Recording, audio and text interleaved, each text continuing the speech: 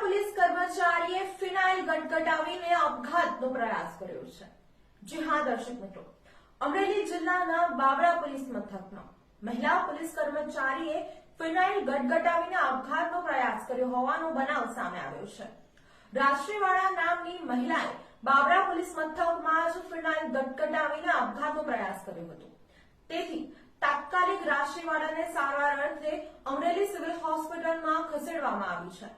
રાષ્ટ્રીવાળાએ ફિનાઇલ પીધા પહેલા suicide not લખી હતી, જેમાં પોલીસ વિભાગના અન્ય અધિકારીઓ દ્વારા તેમને ટોર્ચર કરવામાં આવતો હોવાનો આરોપ લગાવવામાં આવ્યો છે।